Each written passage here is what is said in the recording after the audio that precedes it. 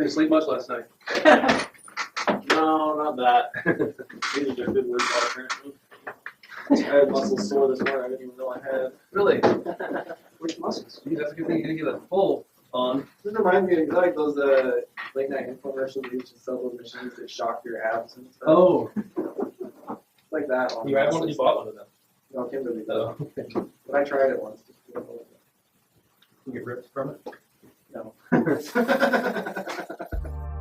Hey you and welcome. My name is Mike and in this video we're going to talk about a fella by the name of Israel Keyes. Israel Keyes, he is not a nice man and he did a lot of unpleasant things.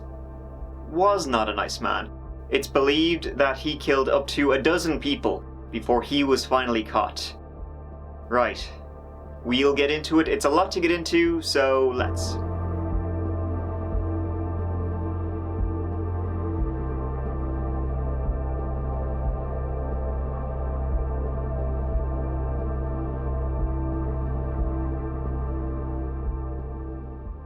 On February 1st, 2012, 18-year-old Samantha Koenig was working the late shift at the Common Grounds Espresso coffee stand in Anchorage, Alaska.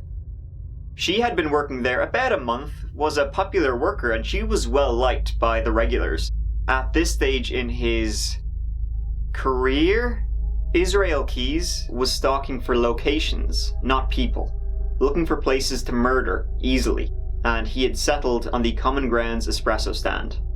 It was open later than other coffee stands, making it an easier target. Keyes had chosen that night in particular, as he had tickets to take a cruise to Mexico from Louisiana the very next day. At his home, also in Anchorage, in his shed, he placed 2 heaters to keep it warm, and spread a tarp on the floor to deal with any blood. Shortly before 8 p.m, after listening to his traffic scanner, when he heard something big was happening on the other side of Anchorage which would draw the police away, Israel Keyes pulled over his face a ski mask and approached the Common Grounds coffee stand. He planned on robbing the place, but he didn't even know how many people worked there. Unfortunately, it was just Samantha. He walked up and calmly ordered an Americano. Samantha prepared the drink, but when she turned around to hand it to him, Keyes pointed a handgun at her. He told her to turn off the lights, and then climbed through the window and inside the coffee stand. He told her to get on her knees. As he bound her, she said her father was going to be there at any moment to pick her up. He hesitated, but eventually pushed her, gagged, out the door to his car. He put her in the passenger seat and told her he was going to hold her for ransom. He then drove to his house. Israel Keyes was born in 1978 in Richmond, Utah, to parents who were Mormon and was homeschooled. When the family moved to the state of Washington, they began to attend the Ark, a Christian identity church with pretty racist and anti-Semitic views. He later admitted to sexually assaulting a young girl in Oregon, sometime between 1996 and 1998, when he would have been 18 to 20 years old. At 20, he joined the army. He served at Fort Lewis, Fort Hood, and in Egypt. He was known for his heavy drinking and his love of the insane clown posse. In 2000, he was honorably discharged from the army, and it was during this time he proclaimed he was an atheist. He said his first murder victim was in 2001, while he lived in Nia Bay, Washington, though it is unknown who his first victim was. I think I told this one time that, it wasn't long when you got out of the military that you killed somebody, and it was that sort of feeling that you needed to do something that was hard to resist.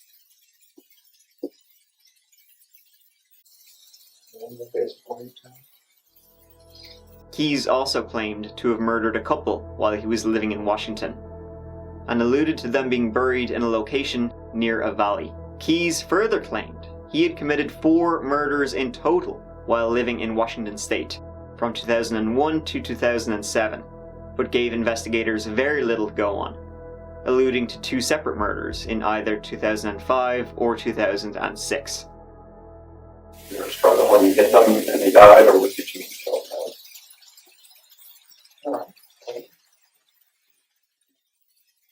trying to kill him. He's just no action. In 2007, Israel Keyes moved to Anchorage, Alaska. Here, he established Keyes Construction and began working as a contractor. He seemed like a very normal person, regular Joe, dedicated to his business and a family man to his daughter and girlfriend. A quiet guy who generally kept to himself. But keep to himself, he did not. By that time, Israel Keyes was already a serial killer, bank robber, and everything in between. His hero was Ted Bundy, and they did share a number of similarities. From Anchorage, he would travel to locations in the United States, always wanting to keep the attention away from him, committing murders and other unspeakable acts. Israel Keyes planned murders well in advance and took extraordinary action to avoid detection. He placed murder bags around the country, filled with shovels, guns, and ammunition. Keyes would later admit to kidnapping a woman on the East Coast in April 2009, who he said was taken across state lines and buried in upstate New York. Authorities suspect the victim may have been 49-year-old Deborah Feldman. Also around that time, Keyes robbed a bank in Tupper Lake, New York. In June 2011, Israel Keyes flew from Alaska to Chicago, and then rented a car and drove more than 900 miles to the small town of Essex, Vermont. On the night of June 8th, Keyes broke into the home of Bill and Lorraine Currier, subdued them, took them to another location where he shot Bill and sexually assaulted Lorraine before strangling her. Their disappearance remained a mystery until Israel's confession. However, the location of their bodies, it remains unknown to this day. Israel Keyes never gave law enforcement an exact number of his victims. It's believed to be around 12. But it would be his last victim, Samantha Koenig, that would prove to be his undoing. After taking her, Keyes drove Samantha to the house he shared with his girlfriend and young daughter, and tied her up in a shed next to the house. He managed to do this unnoticed, somehow, by his girlfriend. He told Samantha he would kill her if she screamed, and then he turned on the radio in the shed to cover up any noise she made. He then left, and, after getting information from Samantha, he broke into Samantha's boyfriend's truck and stole her debit card.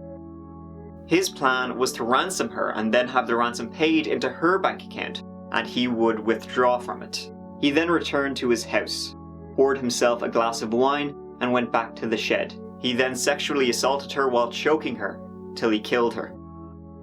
After he was finished with her, he wrapped her body in a tarp, and stuffed her in a cabinet in the freezing shed.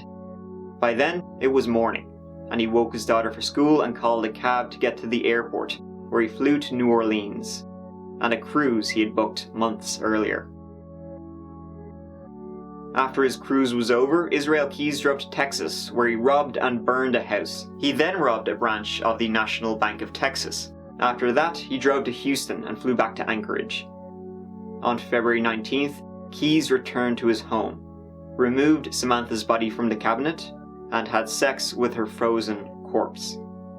A few days later, he applied makeup to Samantha's face to make her appear alive, sewed her eyes open with fishing line, and photographed her with a recent newspaper. He then included the photo with a ransom note to Samantha's family, telling them to deposit $30,000 into Samantha's bank account if they wished to see her alive again. He then texted Samantha's boyfriend from her phone, giving him directions to a dog park, where he left a photo and the demands.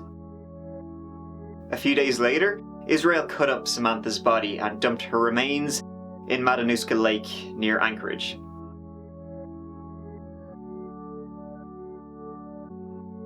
In early March, Keyes flew to Las Vegas, rented a car, and drove to Arizona, where he used Samantha's debit card to withdraw $400. Keyes wore a disguise when he made the transactions, but an ATM security camera recorded an image of the white Ford Focus rental car he was driving.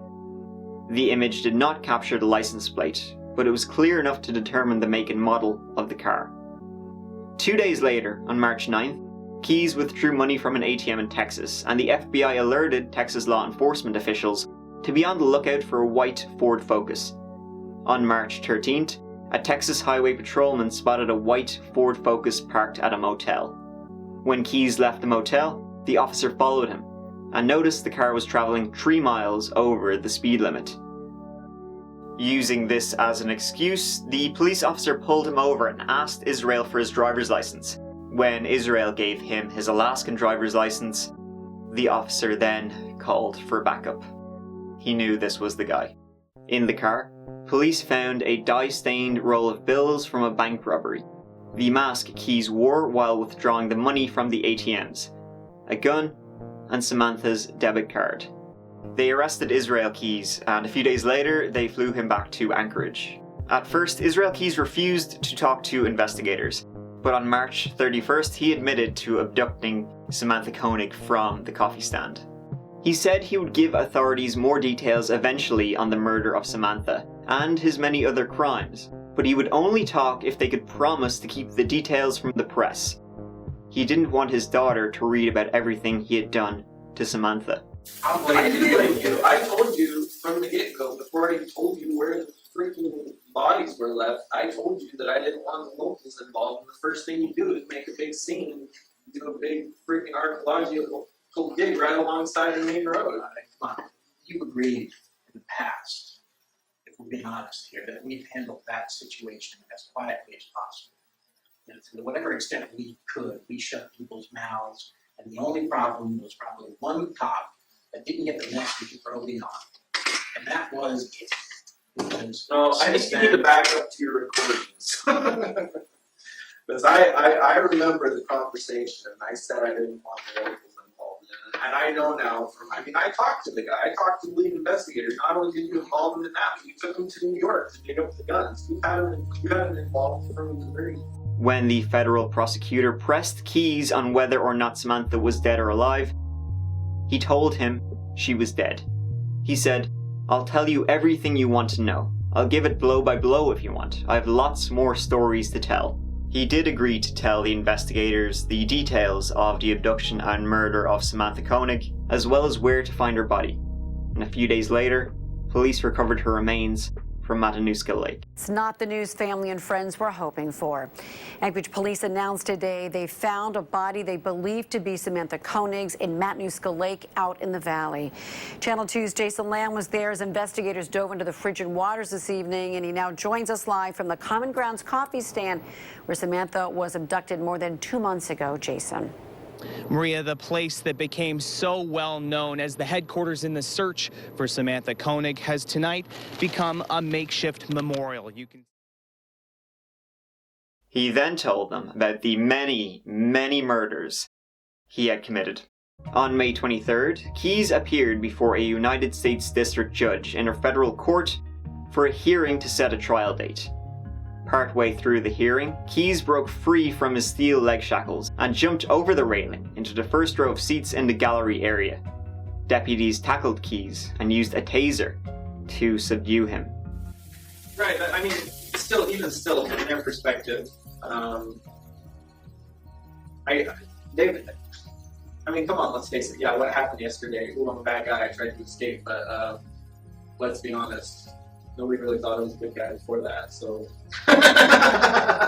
It's not like being escaping suddenly makes me untrustworthy. I was kind of untrustworthy before that, so. I was concerned about the media coverage, not really thinking about the effect it would have on the things we've discussed, thinking more about, that is my bottom line. I didn't want a bunch of press, and didn't want a bunch of drama, and honestly, I could have lived with the drama as long as I had been successful in escaping, but since I didn't, now I'm like, man, I really wish I hadn't created all this drama. Well, he expressed no remorse whatsoever for any of the crimes he committed. Where are they at with did they find the bodies yet? I think it's a football field and stuff. They're making progress, but it's just It could still be like a couple weeks or something. yeah, it definitely. They're not going to stop. This is, tenacious. One of the best analogies I've ever heard for it is it's more like archaeological thing. Maybe it's just going through and kind of tossing things Right. until you find what you think you're looking for. It's a lot of trouble. I almost feel guilty. taxpayers a lot of money. Just kept my mouth shut. But that's how committed the FBI No, I is. understand that they, Just well, it sounds like they've got it. They've got the area. They just got to find it. Investigators who questioned Keyes said he was arrogant and sometimes seemed bored while relating to details of his crimes. But when talking about an abduction or murder, he'd get excited and sit on the edge of his seat.